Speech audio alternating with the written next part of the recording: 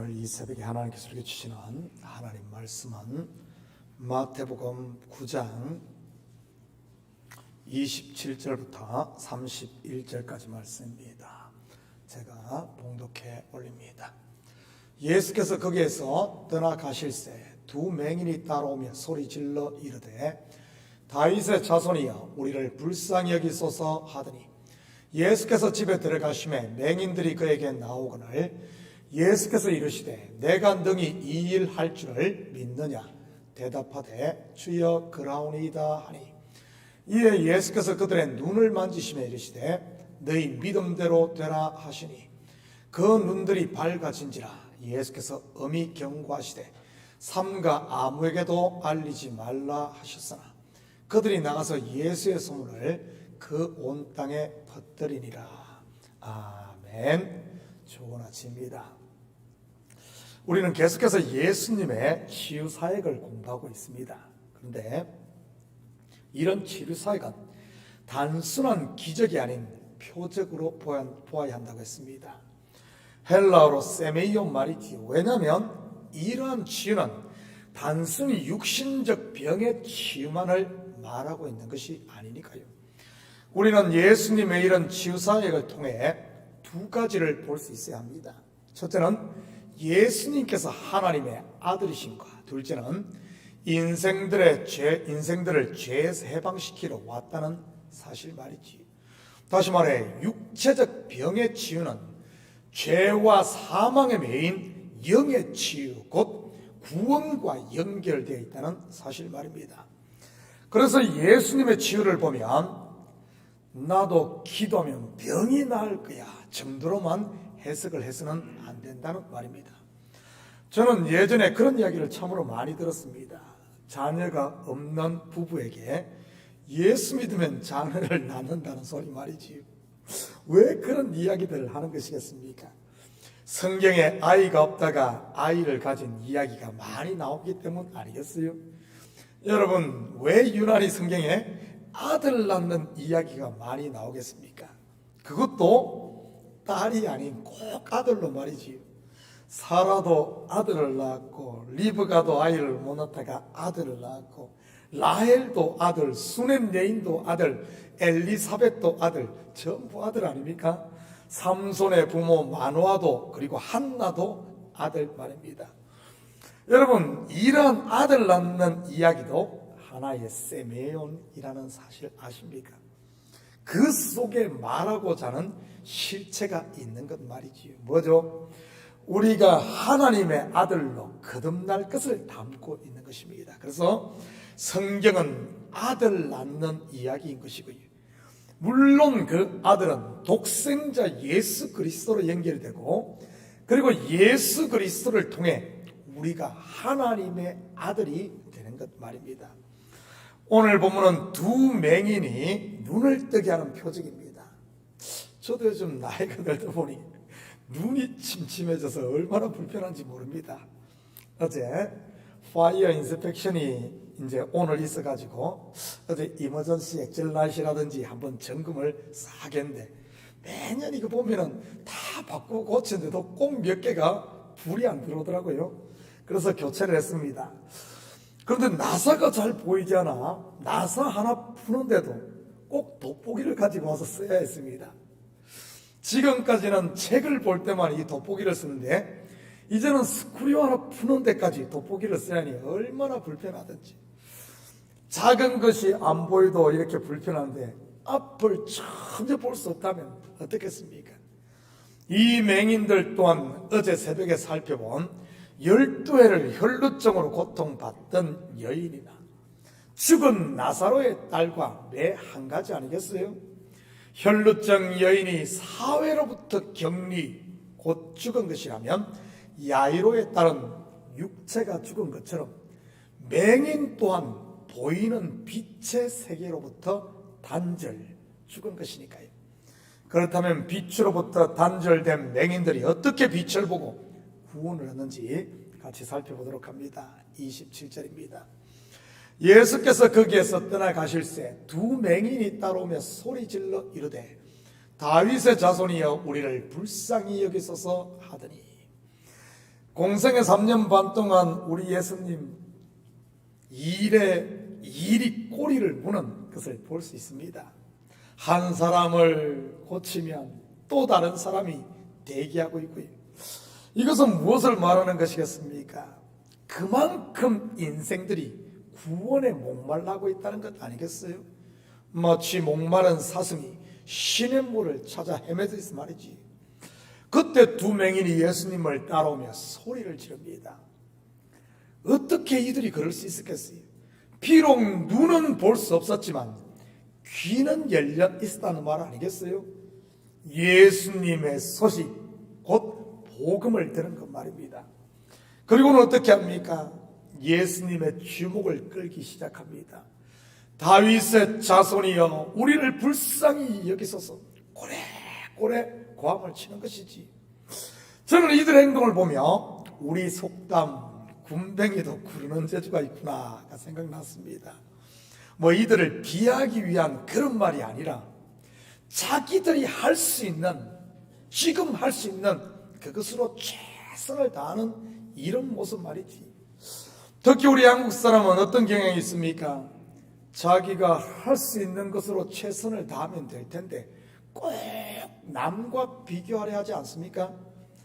그래서 모든 것을 많이 가지고도 불행하게 사는 것이고요.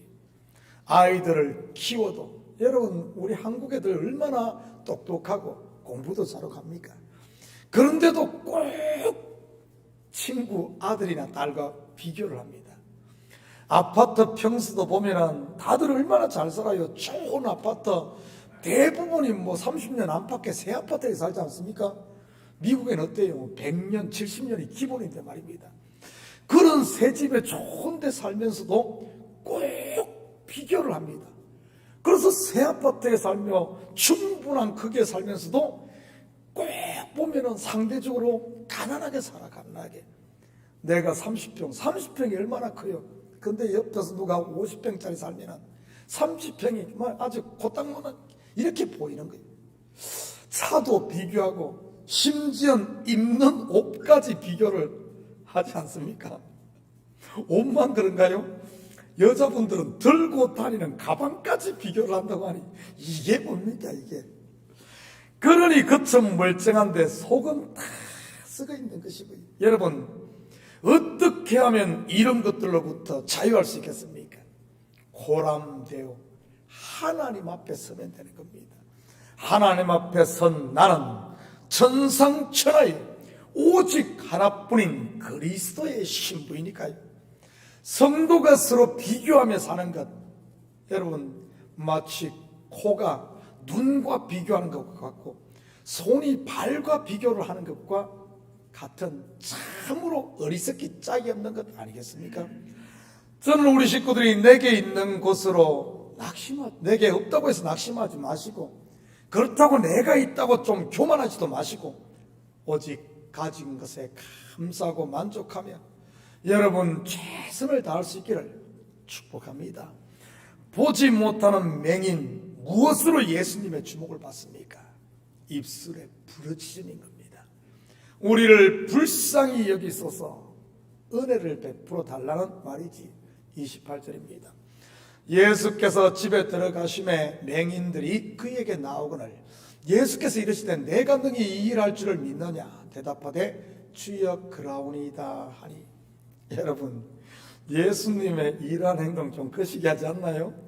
아니 길에서 고쳐주면 될 텐데 앞도 보지 못하는 맹인들의 부르짖음에 집으로 쏙 들어갑니다. 약간 피하고 숨는 느낌 들지 않아요? 저만 그렇게 생각하는지 모르겠지만 말이지. 거기다가 그냥 고쳐주면 될 텐데 내가 능히 이 일 할 줄을 믿느냐 묻기까지 합니다. 그렇다면 왜 예수님께서 이렇게 하신 것이겠어요? 우리는 그 답을 예수님의 질문에서 찾을 수 있습니다. 내가 이 일 할 줄을 믿느냐? 바로 너희의 눈을 뜨게 하는 것, 곧 구원은 믿음으로 된다는 그 사실을 가리키는 거죠. 주여 그러하오니이다. 지금 우리말로 하면 아멘인 것이지. 저는 우리 식구들의 입술에 믿음의 결단인 아멘이기를 축복합니다. 자기 확신에 대한, 자기를 향한 아멘이 아닌 하나님의 말씀에 대한 순종의 아멘 말이지. 성도들 가운데 보면 엉뚱한데 아멘을 하는 분들이 있지 않습니까? 정말 해야 할 때는 안 하고 말이지. 29절입니다. 이에 예수께서 그들의 눈을 만지시며 이르시되 너희 믿음대로 되라 하시니, 어제 새벽에 이어 오늘도 계속 터치가 이루어지네요. 눈을 만지시며. 여러분, 이러한 예수님의 터치, 구약적 개념으로 보면 무엇이겠습니까? 손을 얹는 안수인 것입니다. 언제 안수를 하죠? 제사를 드릴 때인 겁니다. 물론 이러한 안수는 전가된다는 의미도 있지만 또 전가된다, 한화된다, 이런 의미가 있는 겁니다. 내 죄가 짐승에게 전가되는 것 말입니다.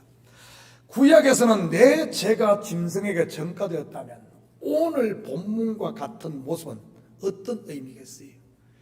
바로 예수님의 의가 맹인에게 전가된다는 말 아니겠어요?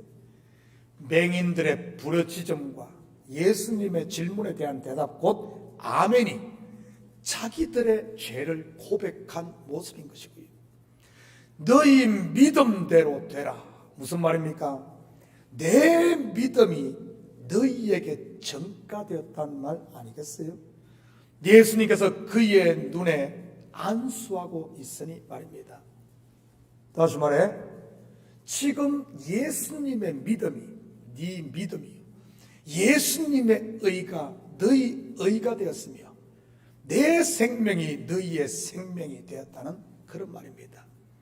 내가 너희 안에, 너희가 내 안에 있는 모습인 것이지. 30절 31절입니다. 그 눈들이 밝아진지라 예수께서 음이 경고하시되 삼가 아무에게도 알리지 말라 하셨으나 그들이 나가서 예수의 소문을 그 온 땅에 퍼뜨리니라. 여러분, 재밌지 않습니까? 눈이 밝아진 맹인들, 예수님께서 분명 아무에게도 알리지 말라고 음이 경고했는데도 그 소문을 온 땅에 퍼뜨립니다. 이들이 청개구리라서 그런 것일까요? 이제 소원 성취했으니 나 당신 말 안 들어, 뭐 이런 말입니까? 아니면 구원의 감격을 주체할 수가 없어서 그런 것일까요? 물론 그럴 수도 있습니다. 그런데 마태가 이것을 굳이 성경에 기록한 데는 좀 더 근원적인 이유가 있습니다. 먼저 예수님께서 이것을 알리지 말라 한 이유가 무엇이겠어요? 병자들 떼거리로 몰려오면 귀찮아서 그런 것일까요? 말씀 전할 시간이 없어서 말이지요. 물론 그렇긴 할 겁니다. 12 제자 교육도 시켜야 하니 말이지요. 그런데 사실 그런 이유보다는 아직 예수님의 때가 이르지 않았기 때문인 것입니다. 물론 이 때는 십자가를 지심으로 죄와 사망의 매인 인생들을 해방할 때를 말하는 것이고요. 그것이 메인이고 지금 각종 병자들을 치유하는 것, 이것은 영화로 말하면 프리뷰에 불과한 것이라는 겁니다. 그런데 눈을 뜬 맹인들은 나가서 예수의 소문을 온 땅에 퍼뜨립니다. 무슨 의미겠어요? 너희의 때는 이미 이르렀다는 그런 말입니다. 마치 예수님께서 제자들에게 하신 말씀처럼 말이지. 보라, 휘어져 추수할 때가 되었도다. 너희의 때는 찬 겁니다. 눈을 뜨고 예수님이 하나님이 보내신 메시아임을 안 그들, 더 이상 기다릴 이유가 없었던 것이지요. 왜냐하면 자기들에게 분명한 증거가 있으니 말이지. 사랑하는 성도 여러분, 맹인들이 자기에게 있는 증거를 세상 가운데 전했듯이 우리들 또한 우리가 가진 구원의 증거들을 오늘 하루도 여러분의 삶의 영역 가운데 전함으로 여전히 여전히 어둠 가운데 헤매고 있는 백성들 빛 가운데로 인도하는 이런 오늘도 그리스도의 증인 제자로 사는 복된 하루 되기를 예수님의 이름으로 축복합니다. 같이 기도합니다. 사랑의 아버지 하나님, 참으로 감사를 드립니다. 우리도 아버지 하나님, 한때는 맹인이었는데 이제는 눈을 떠 하나님을 보게 하시고 하나님의 사랑을 알게 하시고 우리와 동행하시는 아버지 하나님 주님을 보게 하심을 참으로 감사를 드립니다. 아버지 하나님, 눈을 뜬 우리들 이제는 아버지 우리가 받은 사랑과 하나님의 살아계심을 우리 삶의 영역 가운데 전함으로 어둠에 있는 백성들을 빛 가운데로 인도하는 오늘도 그리스도의 제자로 사는 저희들 되게 도와주시옵소서. 감사드리며 예수님의 이름으로 기도드립니다. 아멘.